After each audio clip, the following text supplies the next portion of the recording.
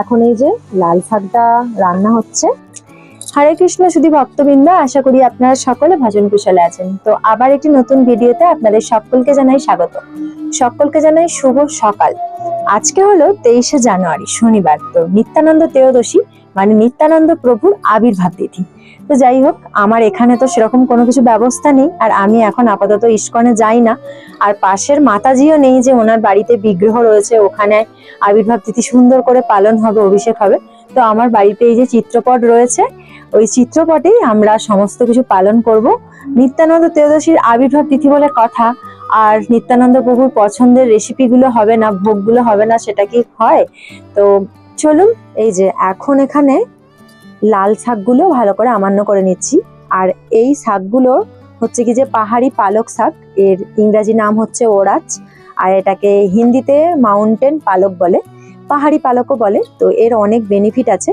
যেহেতু এই সময় লাল শাক অন্য কিছু পাওয়া যায় না, এই একটাই মাত্র লাল শাক এখন পাওয়া যাচ্ছে শীতের সময়তে। মানে লাল শাক বলতে গেলে আমরা সাধারণত নোটের শাকটাকে বোঝাই, তো এখানে এখন তো পাওয়া যায় না, এটাই পাওয়া যায়। তো সেই জন্য নিত্যানন্দ প্রভুর শাক খুব প্রিয়, বিশেষ করে লাল শাক। তো এই শাকটাই আনা হয়েছে, এই যে দেখুন বেশ সুন্দর। আর এই শাকটা কিন্তু বেশ মোটা, পালক শাকের মতো মোটা, আর স্বাদটাও বেশ সুন্দর, সুন্দর করে রান্না করলে বেশ ভালো লাগে। চলুন এখন আমান্য করে নিয়ে এগুলো। হাতটা দেখানো শুধু।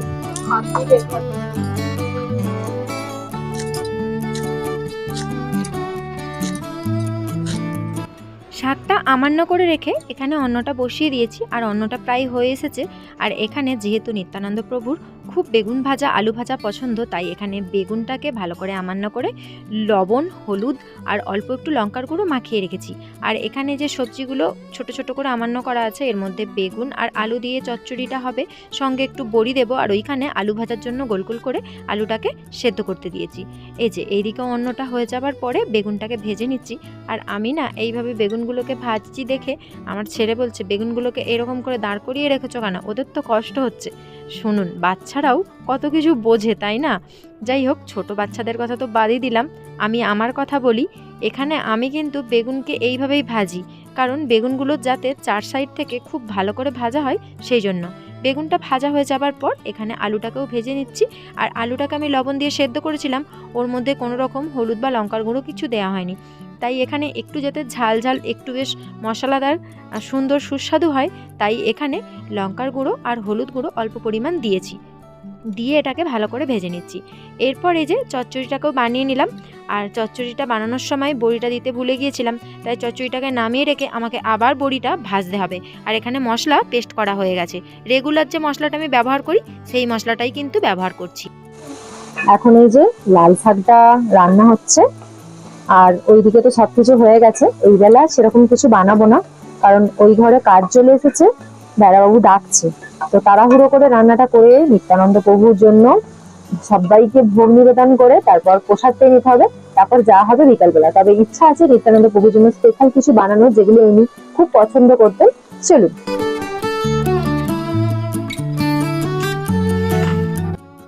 এখন বিকালবেলা ওই 5:30 মতো বাজে। এখন যাব একটু মার্কেটে, কারণ ওই নারকেল আরও অন্যান্য কিছু কেনার আছে। যেহেতু নিত্যানন্দ প্রভুর আবির্ভাব তিথি বলে কথা, তো ওনার পাটিসাপটা ভীষণ পছন্দ, তো তারই একটু ব্যবস্থা করছি। বাকি সমস্ত কিছু আছে, শুধু নারকেলটা আনলেই হবে। আর আমার আরও কিছু দরকার আছে, এই যে তার জন্য সমস্ত কিছু পরে নিয়েছি, শীতের জিনিস। ঘরের ভেতরে এখন হচ্ছে কি যে ওই 25 থেকে 27 ডিগ্রির মতন সব সময়তেই থাকে এটা। আর বাইরে কিন্তু এখন -3 থেকে 4 ডিগ্রি মতো। তো ওই ঠান্ডাতে বেরোলে পারে আর এমনি বেরোনো যাবে না, বেশ আঁটুসাঁটু হয়ে বেরোতে হবে। তো রেডি হয়ে গেছি, এখন যাব বাজারে। চলুন দেখি কি কি পাওয়া যায়, কারণ বেশ অনেকটাই সন্ধ্যা সন্ধ্যা হয়ে এসেছে, আর 1 ঘন্টা পরে সন্ধ্যা তো হয়েই যাবে। চলুন।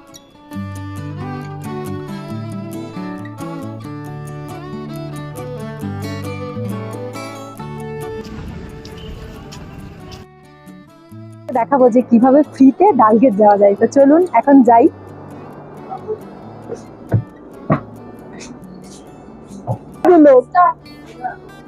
এই যে এখন চলে এসেছি বাসের ভেতরে, আর বাসের ভেতরটা ঠিক এইরকম সুন্দর পরিপাটি করা। মানুষ আবার ভিডিও করে, দেখো কিরকম করে।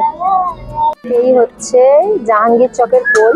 তো এই যে এবারে ছেড়ে দিয়েছে, ব্যাস গেট বন্ধ হয়ে গেল আপনা। এবারে চলছে ট্রেনটা।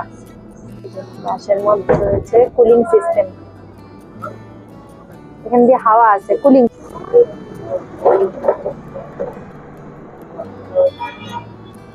এই হচ্ছে আমাদের টিকিট, জাহাঙ্গীর চক থেকে ডালগেট, আর পুরো ফ্রি। আর এই হচ্ছে আমার মেয়েরও টিকিট, জাহাঙ্গীর চক থেকে ডালগেট, পুরো ফ্রি। দেখতে পাচ্ছেন এখানে 0 তো এরপরে আমি আপনাদেরকে দেখাবো বেড়াবাবুর টিকিটটা। চলে এসেছি, আর এই যে বেড়াবাবু উঠে দাঁড়িয়ে পড়েছে আগেই। আমরা এই কোণটায় নেমে যাব, ওই দিকে হচ্ছে ডালগেট। বাবু দেখি, ওই এই যে। যেহেতু আজ শনিবার ছিল, কাল রবিবার, আর রবিবার দিন আমাদের প্রচণ্ড কাজ থাকে আমার আর বেড়াবাবু। আমরা দুজনেই এতটা ব্যস্ত হয়ে পড়ি যে ছেলে মেয়েগুলোকে নিয়ে একটু বাইরের দিকে ঘুরতে যাওয়া হয় না। তাই সন্ধ্যাবেলা বাজার থেকে ফিরতে না ফিরতেই বেড়াবাবু বলে উঠলো যে চলো ওদেরকে নিয়ে একটু ডাল লেকে ঘুরে আসি। আর ডাল লেক মানেই তো ফ্রিতে ঘোরা, মানে শুধু মেয়েদেরই ফি, আর ছেলেদের 10 টাকা করে টিকিট লাগে। তো সেটা আপনাদেরকে একটু শেয়ার করলাম। অবশ্যই ডিটেলসে শেয়ার করব যে কিভাবে বাস কোথায় থেকে কোথায় যায়, তাহলে আপনারা যারা এখানে ঘুরতে আসছেন বা যারা থাকেন তারা অবশ্যই এই সুবিধাটা পেতে পারেন। তো এসেই এখানে বানিয়ে নিয়েছি নারকেল দিয়ে পাটিসাপটা। আর এইবারের পাটিসাপটাগুলো এত সুন্দর হচ্ছিল, কিন্তু আমি ছোট ছোট বানানোর জন্য না ভালো করে শেপ দিতে পারিনি, কারণ এই তাওয়াটা ভীষণ বড়। আর যেই ছোট তাওয়াটাতে আমি বানাতাম পাটিসাপটা, সেটা খারাপ হয়ে গেছে। ভাবছি আবার একটা নতুন নেব। তবে আপনারা আমাকে একটু সাজেস্ট করতে পারেন যে কী ধরনের ছোট তাওয়া নিলে খুব সুন্দর ছোট্ট ছোট্ট আর পাটিসাপটা পিঠে বানানো যাবে। যাই হোক, এটা বানানোর পরে বানাবো একটু ফ্রুট কেক। আর ফ্রুট কেকটা আজকে আমি বানাবো খেজুরের গুড় দিয়ে। অবশ্যই অন্য একদিন আপনাদের সঙ্গে শেয়ার করব।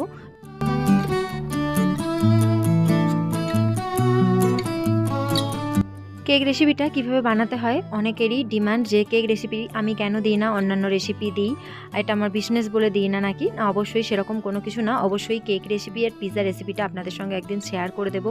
এত রিকোয়েস্ট করছেন, আপনাদের রিকোয়েস্টে না রেখে কি থাকতে পারি। তো এই যে খেজুর গুড়ের ফ্রুট কেকটা দেখতে কেমন হয়েছে অবশ্যই জানাবেন। খেতে তো দারুণ হয়। চলুন, এখন হচ্ছে ভোগ নিবেদনের পালা। ভোগ নিবেদন করে তারপর প্রসাদ পাবো, তারপর আবার রাত্রের ভোগও বানাতে হবে। দুপুরবেলার টুকিটাকি অল্প একটু আধটু প্রসাদ আছে। এখন তো আবার পিঠে বানালাম, এটাও সকলে প্রসাদ পেলো, কেকটাও প্রসাদ পেয়েছে। তো রাত্রিবেলা ভাবছি নিত্যানন্দ প্রভুর খুব সুন্দর মুড়ি ভাজা পছন্দ, বাদাম দিয়ে নারকেল দিয়ে হলুদ মুড়ি ভাজা। তো ওটা একটু বানিয়ে দেবো, ওটাই আমরা প্রসাদ পাবো। আর বাকি যা কিছু আছে একটু অন্ন বসাবো, খালি যা কিছু আছে সবজি, আলু ভাজা, বেগুন ভাজা, এগুলো দিয়ে রাত্রে হয়ে যাবে। তাই আর বেশি কিছু বানাতে বারণ করলো বেড়াবাবু।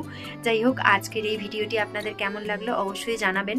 আর ভালো লাগলে অবশ্যই একটি লাইক করবেন। যারা এখনো সাবস্ক্রাইব করেননি তারা অবশ্যই সাবস্ক্রাইব করে পাশে থাকবেন। আজকে যেহেতু নিত্যানন্দ ত্রয়োদশী, তো তার জন্য এক্সট্রা জব থাকে। আর হচ্ছে কি যে এক্সট্রা করে আমি ভাগবত আর গীতা সেগুলো হচ্ছে কি যে এক্সট্রা করে পড়ি।